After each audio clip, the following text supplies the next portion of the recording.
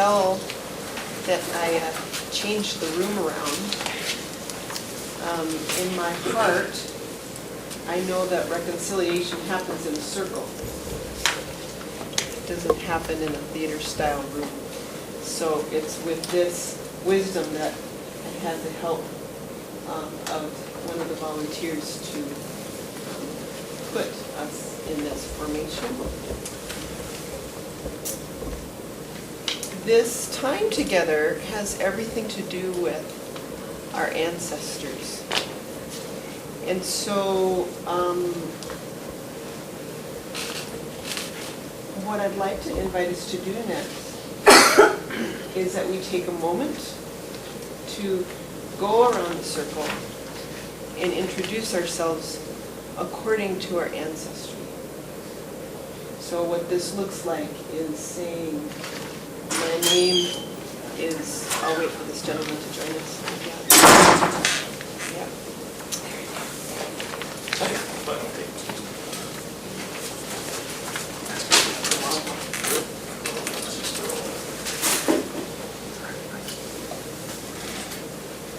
What this looks like is, this gives us an opportunity to remember and to connect with how life has flowed through to us when we introduce ourselves according to our ancestors. So this is one of the things that has been forgotten in our U.S. energy field. We're a country of immigrants, and we're recovering from genocide and slavery, which has also ripped apart the family web. So this topic of reconciliation is both about family and country. It's all woven together. But any opportunity like this we have is a divine appointment where we have the chance to sit like this with one another and feel ourselves, feel our hearts, look one another in the eye and say, my name is Lisa. I'm the daughter of Daryl and Mary. I'm the granddaughter of John and Ann, and the granddaughter of Frank and Elsie. I'm the great-granddaughter of Jens and Trinka, and the great-granddaughter of Frank and Mary. Sometimes we don't know the names. Sometimes we don't know the names of our parents. Sometimes we were maybe raised by adoptive parents. So maybe we know adoptive parents' name, but we don't know biological parents' names. Many times we don't know our grandparents' names. Maybe we know a grandmother's name, but we don't know a grandfather's name. I'll talk later about what's led me to this work. I'll get to that later. But the importance in the reconciliation movement of recognizing that there's a difference between skin color and ancestry is very important. Many white people don't know they have ancestors. This has been one of the confusions also in the American energy field, is that skin color became a replacement for ancestry. So this is an opportunity that we have for reconciling in many, many ways just this movement. If this is all we do during our time together, it's enough. I have a feeling we will have more time for other things. But there's no rush. What also has the opportunity for reconciliation in this introduction is reclaiming where we belong as a daughter or as a son. Because in many families, what's been happening in the flow from one generation to the next is there's been a pattern operating where the youngest in the family has been working very hard for the next generation up, where the youngest feels the unhealed suffering the unhealed guilt, pain, loss, trauma, all these things. So the youngest is trying to give back or carry the burdens of the ones who came before. So when we remember, when we introduce ourselves as a son or a daughter or a grandson or a granddaughter, we remember how life flows through to us. So the way that life flows through to us is like a waterfall. So we sit here as sons and daughters. And our parents, they stand a little bit farther up the waterfall. And our grandparents stand a little bit farther up. And our great-grandparents a little farther up, etc. So life, for all of us, it has flowed through that waterfall down to us. So our task is to be in a receiving of life position, not in a pushing water uphill position. I've been a psychotherapist for over 20 years, and I see the epidemic of depression and anxiety in our culture that has everything to do with trying to push water uphill. And our pharmaceutical companies are making a lot of money out of this confusion. Yeah. So, I've introduced myself according to myself. I invite us to go this way. I'm Dana, the daughter of Ann and Bud, the granddaughter of Grace and Bert, the granddaughter of Amy and Bill, and the great-granddaughter of the Van family, the Livingston family, and the Grimes family. And that's as far back as I know.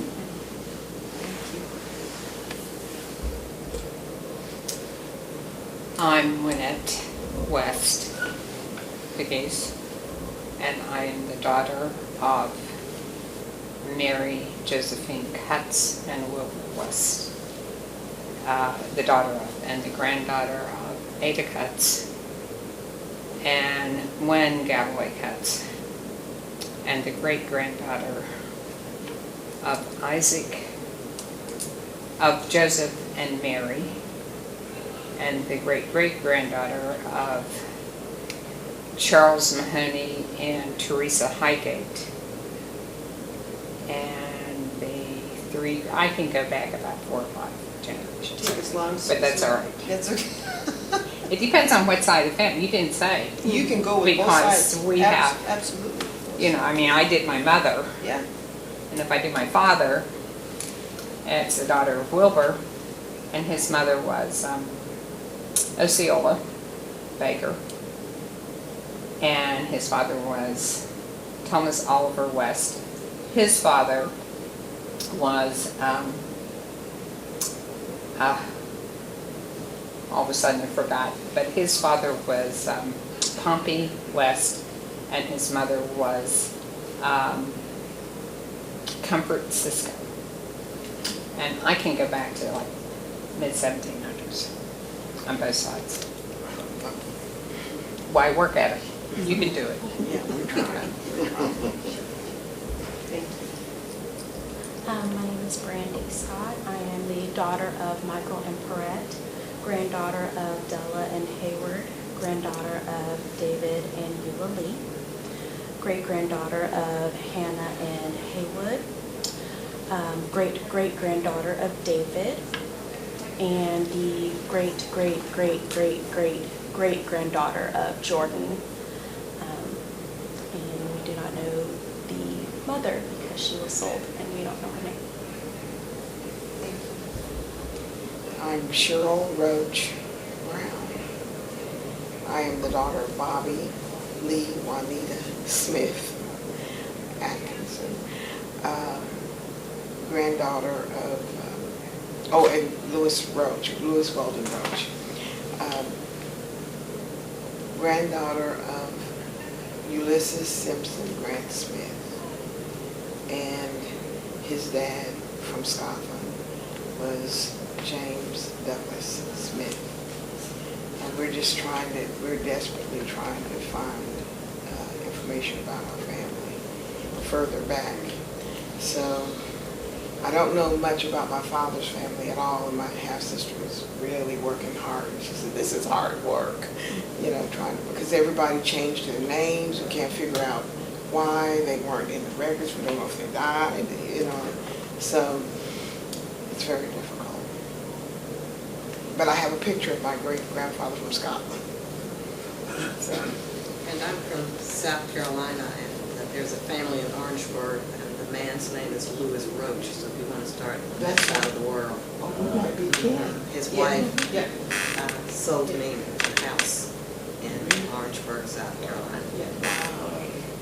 This happens more often than you know, these kind of circles where these realization, oh yeah, we're probably related. Yeah, it's a family reunion all the time. Sure. Thank you. I'm Bill Kroll. I'm the son of John and Irene Kroll, the grandson of Tom and Agnes, grandson of George and Ruth, George Benjamin and Ruth Kearns, the great-grandson of Adolphus Hill Kroll. I can't remember his wife's name, and I don't know on my mom's side. On my side, I go way back to 1796, and George, that was a George Kroll that came into Philadelphia, so I know back that far as we can that side. That's as much as I know. Thank you. I'm Millard House, the son of Millard House Sr. and Annabelle Shoemate House, as well, the grandson of Jeanette and Joseph House, as well as Doretha and Walter Shoemate, descendant of Sells, Shoemate, Jackson, Hartman's, out of Texas, by way of Tyler. I have an aunt who's an Marshall from Tyler, Texas, my new cousin. I'm Barbara Eichner Thompson. I'm the daughter of Louis Eichner and Victoria Hawkins Eichner. I'm the granddaughter of Sammy and Rebecca Green Hawkins. I'm the granddaughter of Henry and Callie Houston Eichner. I am the great-granddaughter of Knott and Lizzie Wren Hawkins, and I'm the great-granddaughter of Artemis and Carrie Johnson Green. I am the great-great-granddaughter of Emmanuel and Joyce Thompson Wren. I told my husband if he's my cousin, we're not going to tell anybody. But I know, so. I shouldn't have said that. And I'm the great-great-granddaughter of William and Mary Green. And before that, my ancestors were slaves brought into the state of South Carolina, and also coming up around the port of Texas. I have not gotten to that direction, but my understanding is that we are direct descendants of Sam Houston on my father's side. And what I learned, someone talked about not knowing, in South Carolina, when the census takers would come around, black people were afraid that you were going to take their children. And so what I found in researching my family is that the people would say, who lives here? And they would say bird or wren or cat or dog, because that way you won't be able to identify people's children if you're coming to take them.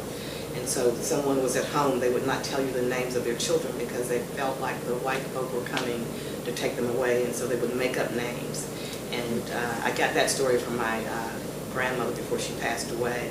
And so when I went out to the census and I said, wait a minute, there were 4 people in the house, but then my grandmother would say, yes, but we were there, but her mother would not tell them this is Rebecca. She would say that is cat, cow, chair. They would come up with all these crazy names so that people would not come back and take their children. But I could go back several generations up until slavery because the courthouse in South Carolina burned in the 1800s, and so some of the slave records were destroyed then. I'm Calandra White. I'm the daughter of Ed White Sr. and Irma Lee Wilson White. My grandparents on my father's side were Scotty Mae Montgomery White and, Granddaddy.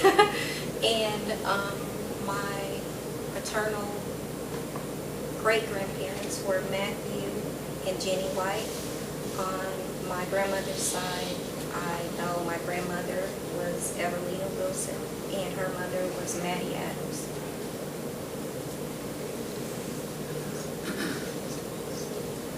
And my name is Tom Alvino, and I'm the son of Andrew and Edna Rosanna Alvino,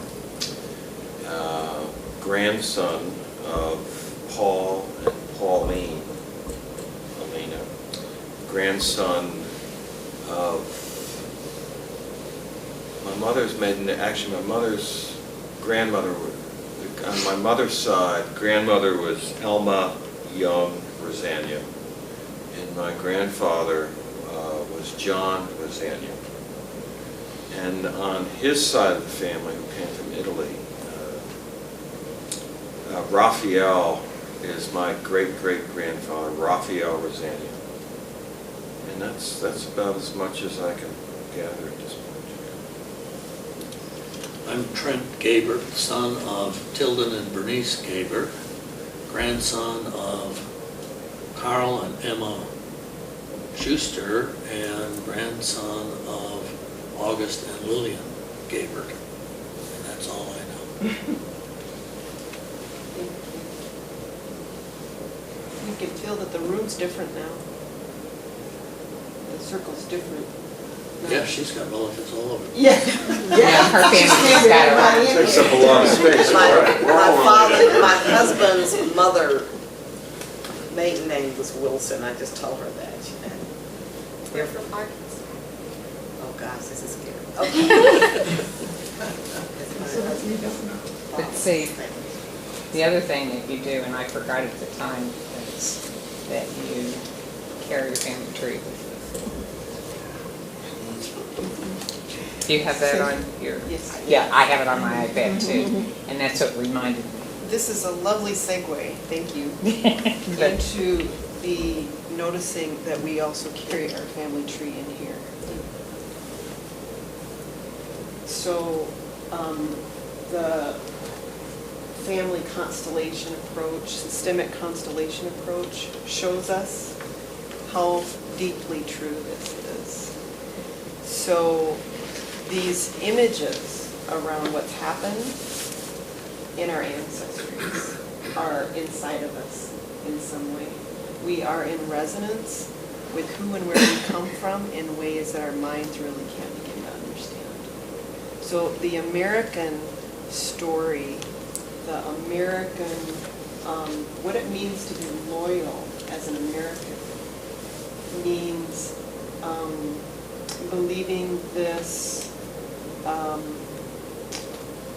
tagline that says we are so unique and it's all about the individual. So each country and each land has its own value, things that it, beliefs that it promotes, what it means to be loyal to the group. So this is a big part of what it means to be a citizen here. What it means to be patriotic is to hold this to be true. Well, there are other things operating in the soul of our human family that are not about that. So there are many parts of the world that remember how important the tribe is, how important the collective is, that remember that who and where we come from is still influencing us. And so I came into this field about 14 years ago. I was introduced to this approach to healing called systemic constellations that was developed by a German man named Bert Hellinger, who had had many life experiences. He was a Roman Catholic priest. He grew up during World War II in Germany. He lived in Zulu country for 16 years. During that time, he saw the parallel between Zulu ritual and the Catholic Mass. And this began him thinking about the commonality in our human family. He eventually left the priesthood and he went into the therapy field.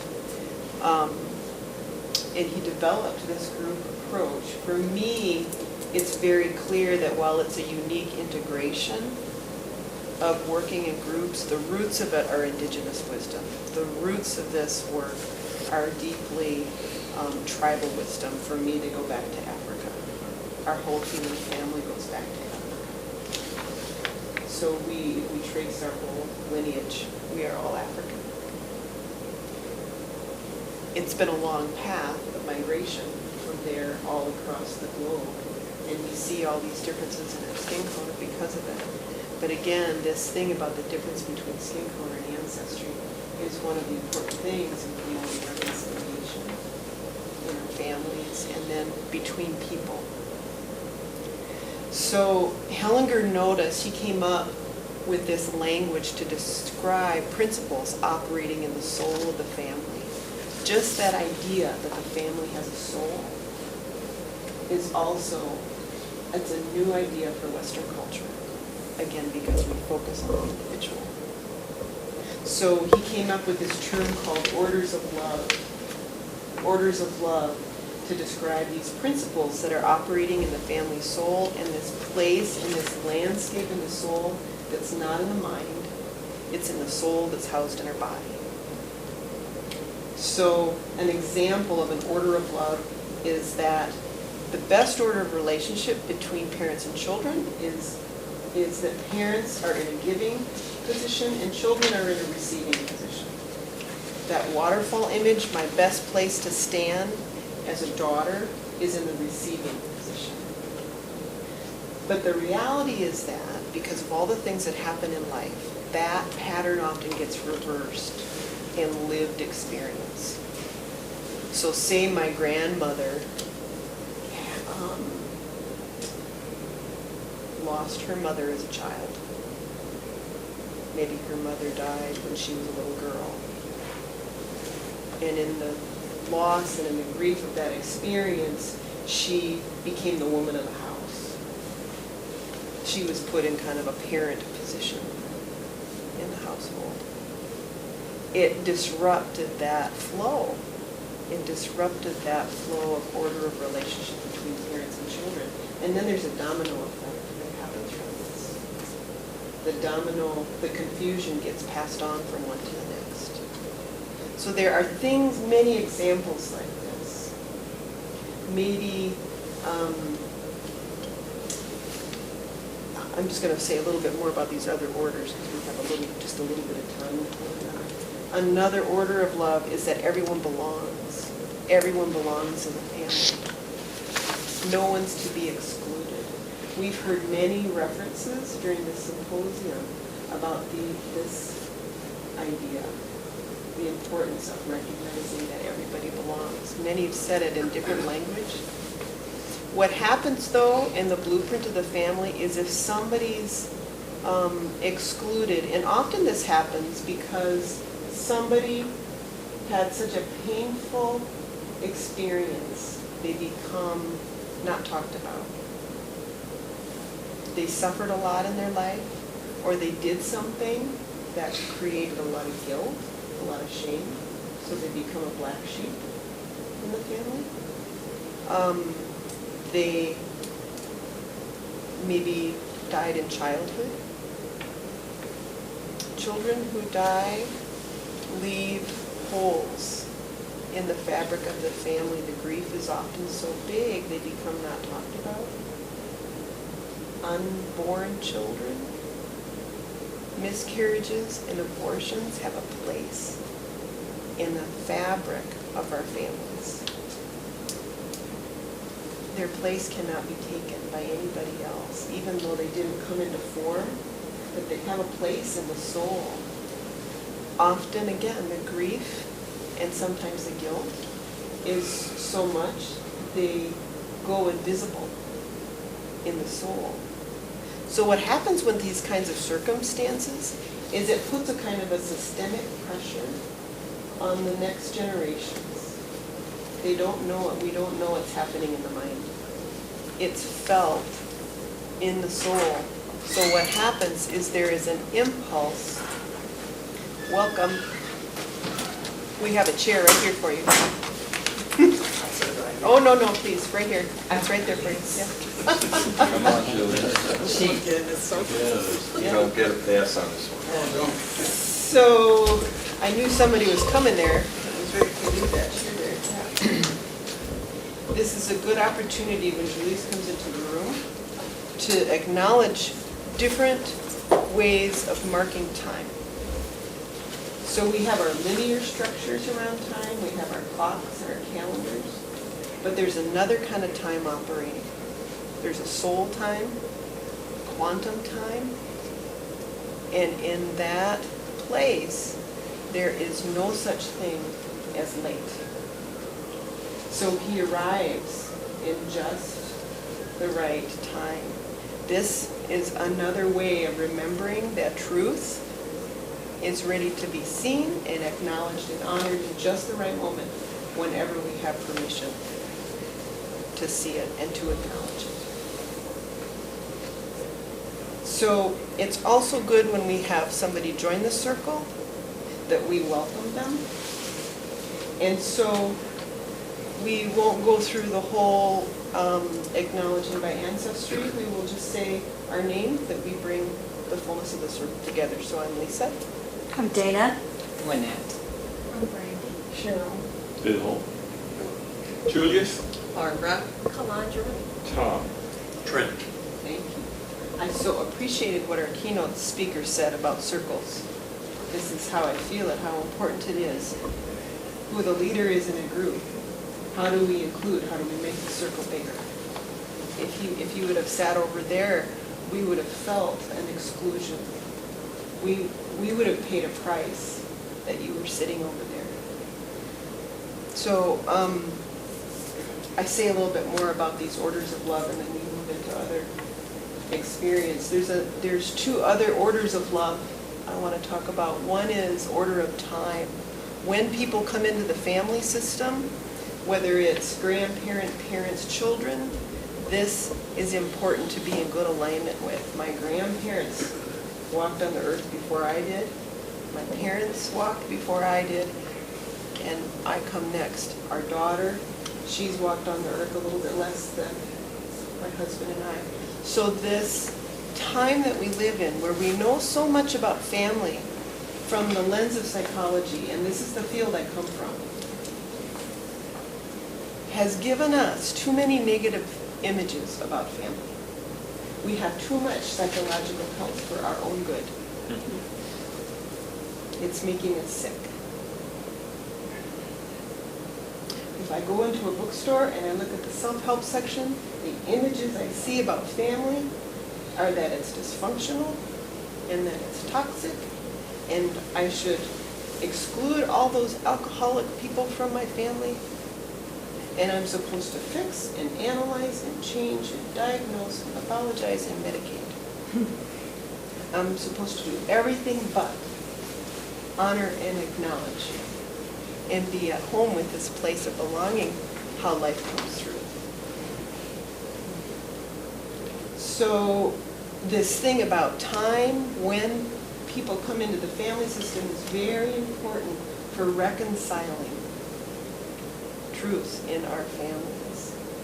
Because as the youngest in the generations, the youngest, again, out of love, out of a blind love, the youngest in the system will do anything to try to bring visibility of what's not been seen. So the truths that have not been acknowledged, the truths that have gone unhonored, welcome.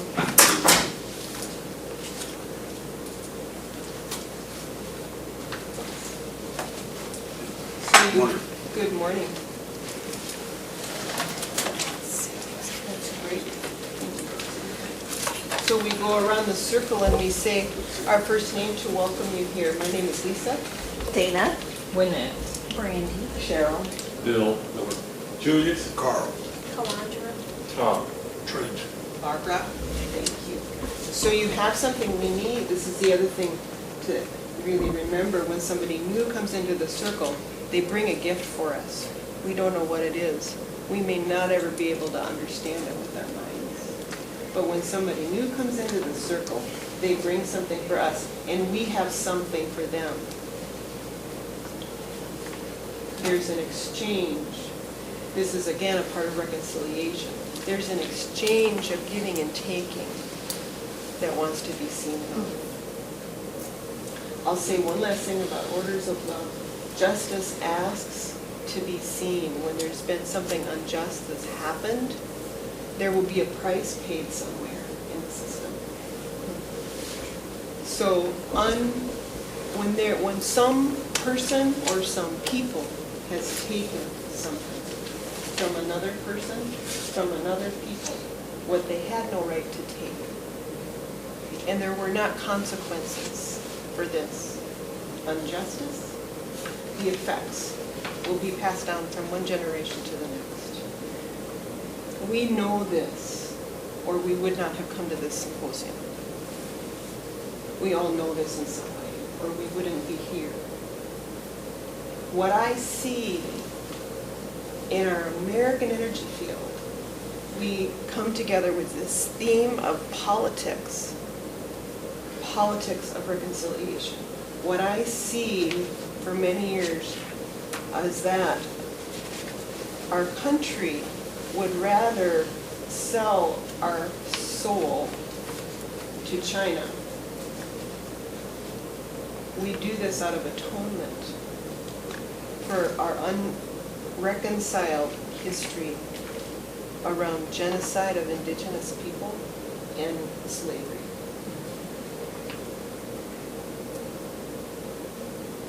We have sold ourselves to China out of unconscious atonement for our history. In Japan, in India. But China's there seems to be, what I can tell, the largest zap, it's kind of a zap of energy with China. There's the biggest feeling of electricity, that I would say. So we are all in this together.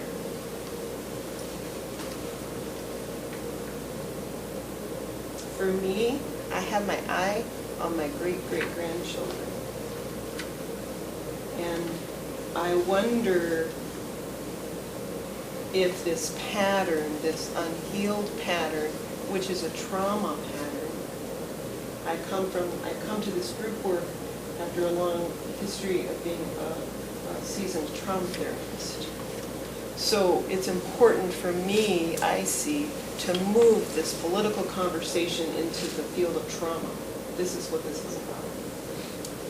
But I wonder for our great-great-grandchildren if there will still be this dynamic of one people trying to own another people, or one people trying to own nature rather than a restoration and remembering that nature is our ancestor too.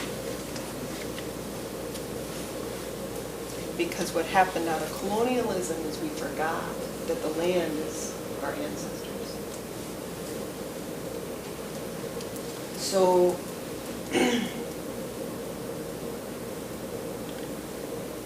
I'm speaking a lot.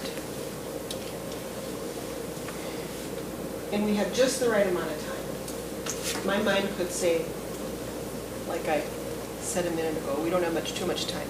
But it's good I stay in touch with this other kind of time where I know it's just the right amount. We have just the right amount of time. So I would like to lead us through a little prayer, a little meditation while I drum. This would be, I say too that my drum,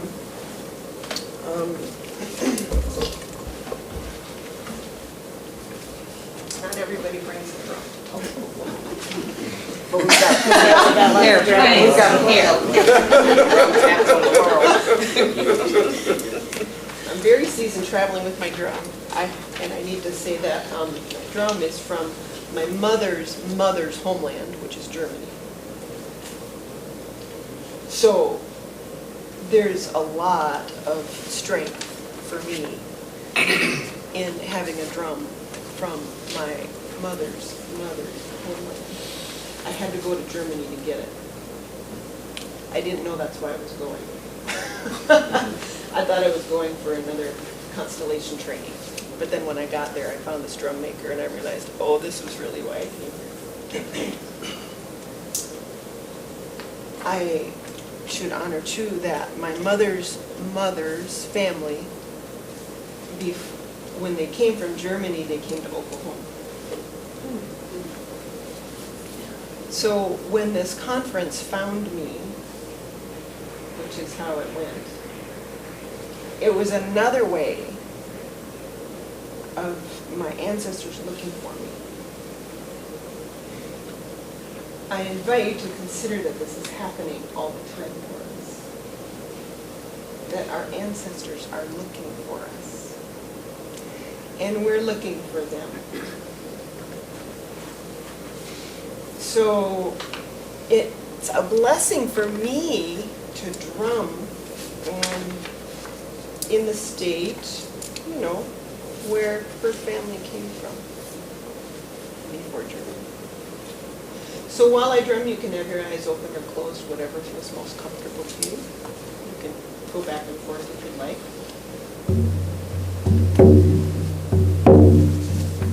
It's good to take a couple of good deep belly breaths. Breathe in through your nose, breathe out through your mouth.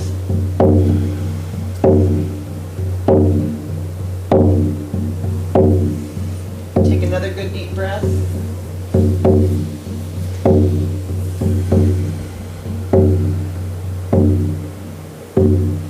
Take a moment to come in contact with whoever or whatever is inside of you right now.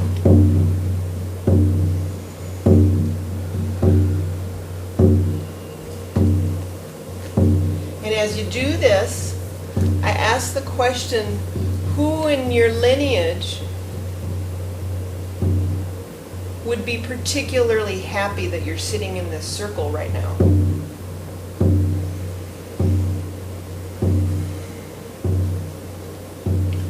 For whom in your lineage is it a blessing that you came to sit in this circle?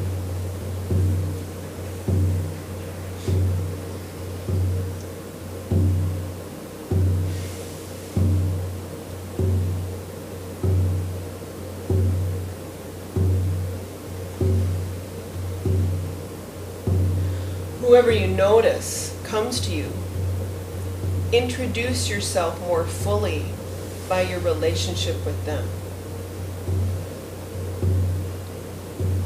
You can say, I'm Tom, I'm your son, you're my grandfather or my mother, my sister, whoever this is. Identify the relationship.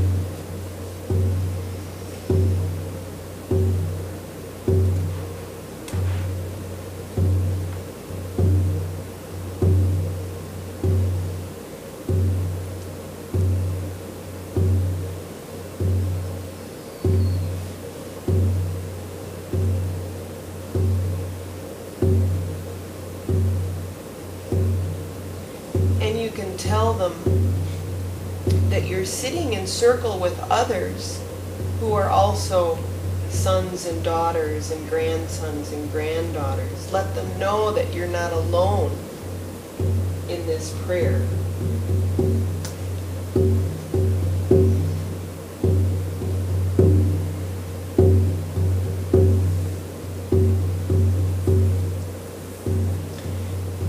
this person that the others in the circle have skin colors that are different from yours.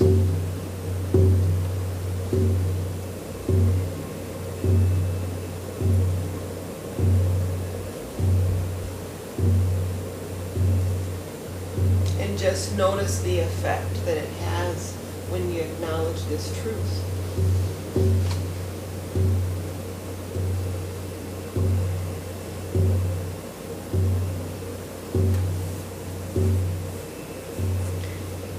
And you can say to this person, please bless me.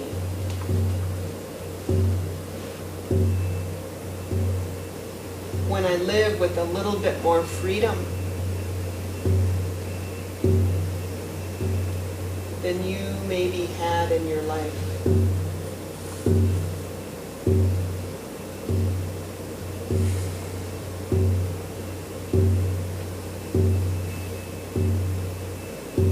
And please bless me when I remember that you're the best one to carry your fate.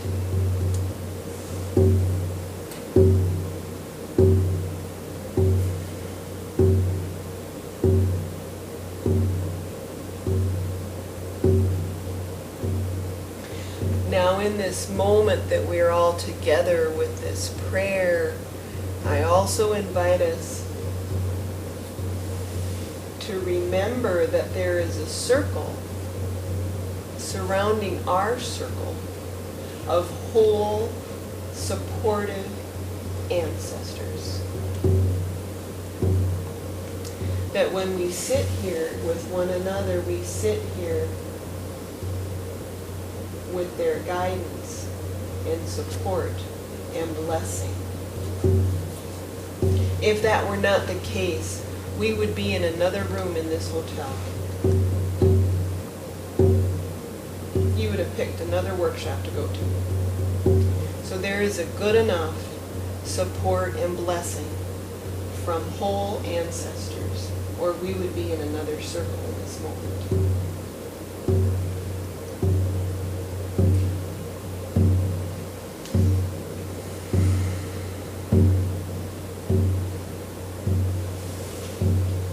And as you consider this image of whole supportive ancestors around us, let the family member you were just praying with remember that the whole supportive ancestors are the best ones for them to go to for support, not you.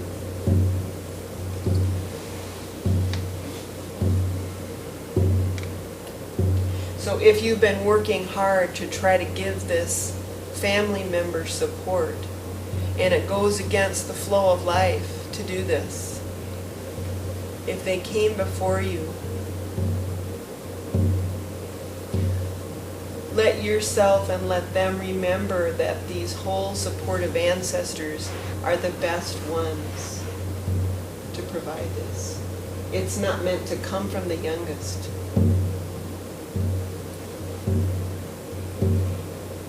This is a big gift we give our children and grandchildren.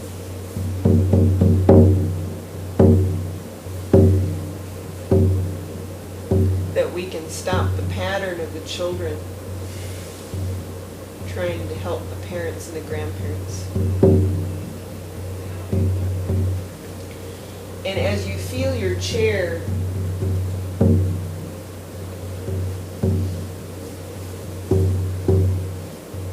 consider that you could lean against the back of your chair just a little bit more, and then when you do this, it's as if you could lean against this whole supportive ancestor.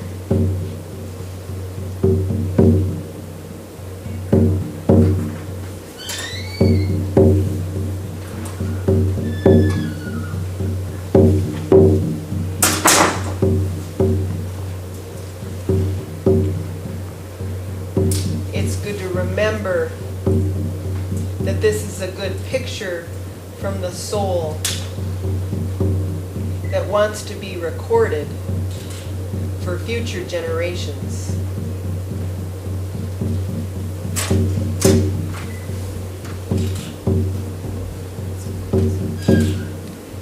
that the youngest have a need for these pictures to be passed on, of seeing their parents and seeing their grandparents connecting with the support of full supportive ancestors. These are beautiful images to pass on to our children and grandchildren.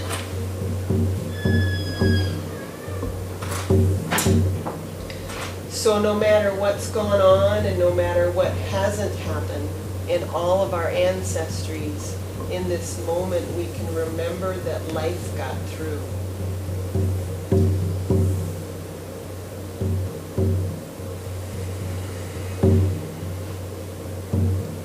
And whatever price was paid, whatever price is being paid for the unhealed traumas and losses, we can best do this with the support of these whole ancestors.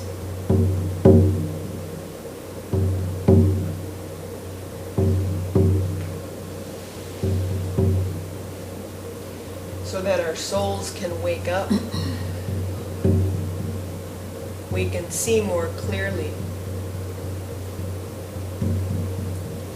We can shift patterns where there's been a blind love, where we blindly atone, or we blindly carry suffering that doesn't belong to us. And our hearts can wake up with compassion for all.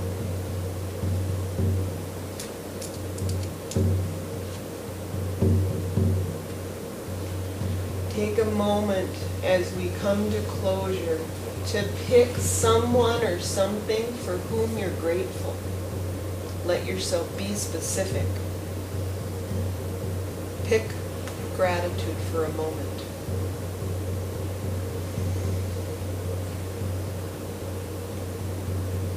And let the vibration of gratitude spread to the cells of your being and the cells of your soul.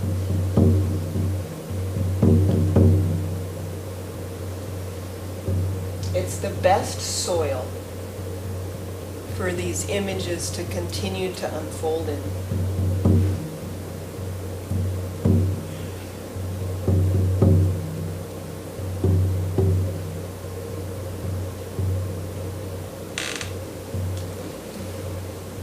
Take another moment to come to closure with this feeling of gratitude. When you're ready, go ahead and open your eyes.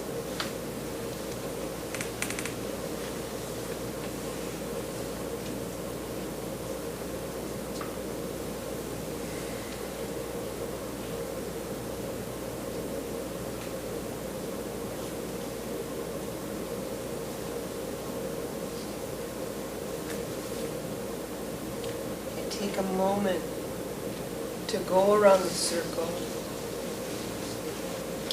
And if you would like to say a word or a phrase that's with you that comes from this prayer, or a person's name that wants to be made visible, someone from your family, then I invite this to be made visible. If you'd like to pass, this is fine too, but I'd like to have us go around. Do this one. Bud. I pass. Daughter. Supported. Milton. Alan Senior.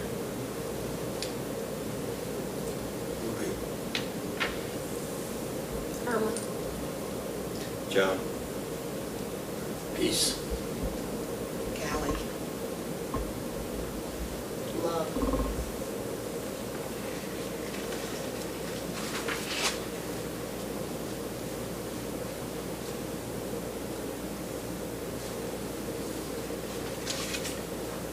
be my cousin because on my father's side.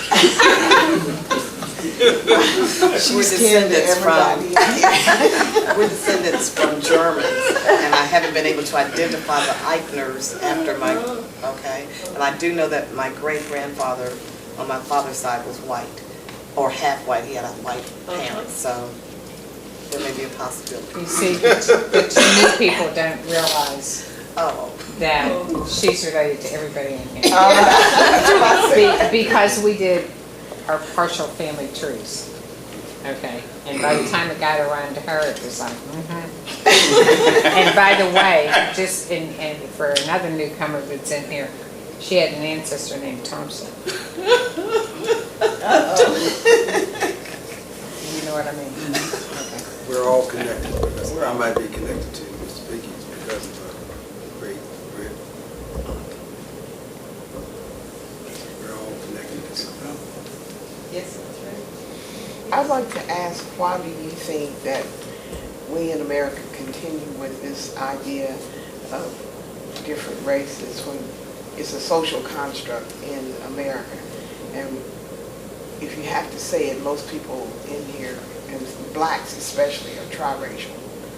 And so why do we continue? What is the benefit in America that we continue this idea of race, you know, categorizing people by race when it's not true? Yes. Well, my sense, the benefit has to do with this 100-year-old system of privilege that comes out of colonialism. So that's the benefit, is white privilege. And I also sense that those of us with white skin are at the very beginning of coming in contact with the grief from immigration from Europe. What happened for Europeans when they came from Europe to this land, the cutoff from European tribes has been much, much greater than what we have acknowledged. My feeling is that what has happened on this land, genocide, slavery, and everything that comes from that, it happens out of cutoff from European tribes. There was, the bodies came here, but the souls stayed there. It's the same with Africa. Whether the Europeans forgot that they have tribes. So when they came here, they borrowed it. What happens when a person with white skin comes in contact with a person of color is in the soul and in the nervous system, it puts them in contact with the grief over disconnection from European tribes. It's deeply unconscious. None of it is happening here. So it is one of the important things in terms of reconciliation is European reconnection. That is where the strength will come from to face the guilt and to face the healing that needs to happen on this land.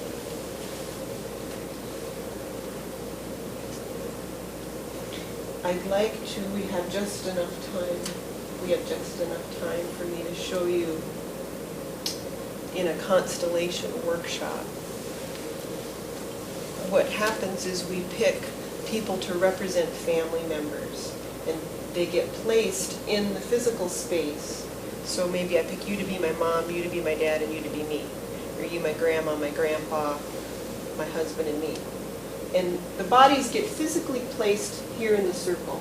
What happens when we do this is it's like externalizing the hologram of family that's here, putting it into 3D out here. There's a very consistent phenomenon that happens when we do this. When the bodies are placed here, there's a very consistent phenomenon that the bodies feel things, think things. There's a resonance that happens. And then there's an unfolding process that has everything to do with truth. It's not about fixing or changing it. The facilitator facilitates an unfolding of truth that's been waiting to be acknowledged. And it brings forth images from the soul that have not yet been seen. So this is my life's work, is through this constellation vehicle. I work in the Northwest with people of all skin colors. I go to Atlanta, where the groups are often quite mixed. I've been very blessed. I don't really understand it. I can't understand it in my mind, how this has happened. I just know I have a lot of support from my ancestry to be doing it, and so I don't question it. I'd like to give you a physical demonstration of this. If we move our chairs back just a bit, we're not going to get into any problem. We're not going to set up any kind of a problem situation. I asked for volunteers. I'd like, we'll face the camera. Yep, that's good. I asked for 7 volunteers. Could I have one person stand here? Is it okay? Mm-hmm. Yep. I asked you to turn this way. And I asked for one more person to stand here. I asked you to stand here. Thank you. I asked for one. Let's move a little bit closer here because we're going to have 7 people. Here we go. I asked for one more person to stand here. Thank you. I asked for one more person to stand here. Thank you. I asked for one more person to stand here. Thank you. And I asked for one more to stand here. Thank you. And I asked for one more to stand here. Thank you. This is an image of 7 generations. So you represent the first generation, the youngest. This represents the youngest generation. This represents the parent generation. You represent the grandparent generation, the great-grandparent, great-great-grandparent, great-great-great-grandparent, great-great-great-great-grandparents. Okay, so this goes way back. This is just 7, okay? Most of us, what we know about our family, some of us, you know, you're a beautiful model for us. All this tracing you've done of your lineage goes way back. But we are all in process of claiming who and where we come from so that we know where we belong. Yeah? I ask you for a moment to place your hands, if it's okay, on the shoulders of the one who is in front of you. Yeah. I won't drum because I don't want to get us into a ceremonial trance when we just have a few minutes. But this gives you a feeling. This is the kind of a thing in the work that I do, that we do, to get an embodied sense of reconciliation. An embodied sense of who and where we come from. This is a necessary ingredient. It's an irreplaceable ingredient for healing in our family soul and in our country's soul. We're all connected. Yes. It has nothing to do with race per se, Yes. as it does me with relationship, historical relationship passed down through centuries. Yes. Yes. Thank you. And you? Just a personal sense of connection I feel physically right now, that I'm part of something. I'm part of a lineage that is embodied, actually. I can feel it physically. Thank you. Yes. I feel proximity to both sides. Uh-huh. Uh-huh. Thank you. We've all been touched by the past and everything that came before us, and we're all in some kind of way touching everything that's going to go after us. Oh, thank you so much. We gather our strengths from our past and our knowledge from our past. Thank you.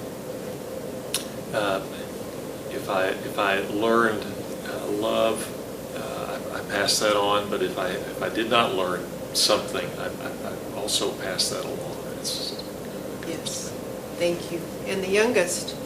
There's a tremendous sense of moving forward, but I have a strong desire to turn and see those that are behind me.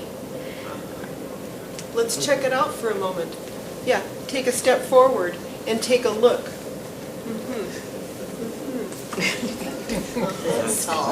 Yes. It's amazing. Yeah, exactly. This is our human family. As the eldest back here referred to, this is our human family. Yeah.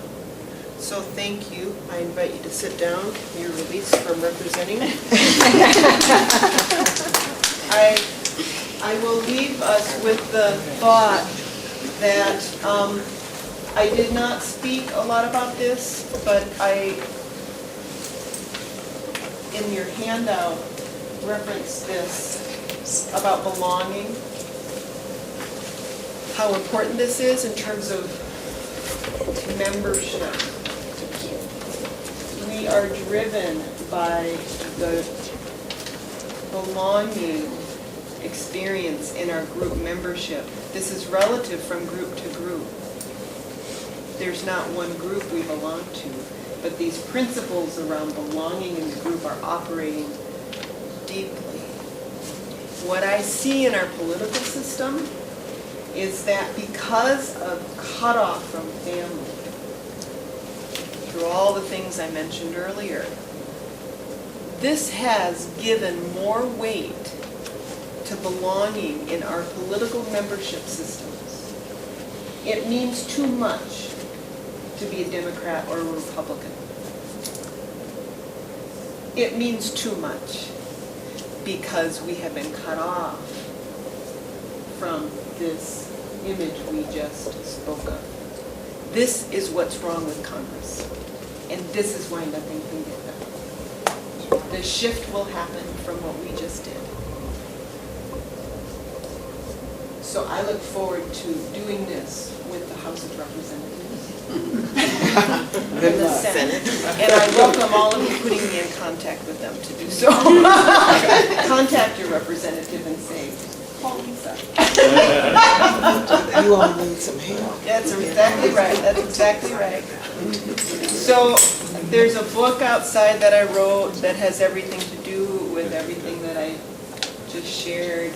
If you'd like to learn more, you're welcome to buy the book or also to be on an email list. I don't share it with anybody. I send out emails occasionally about the website. Yeah. What a blessing to be with all of you. Thank you.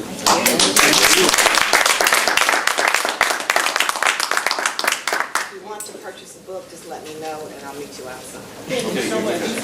It's 10:44. We're off early. Oh. Yeah, just enough time. Just enough time. Just enough time. Very good. You're welcome. Good to see you. Good to see you. Oh, it's fantastic.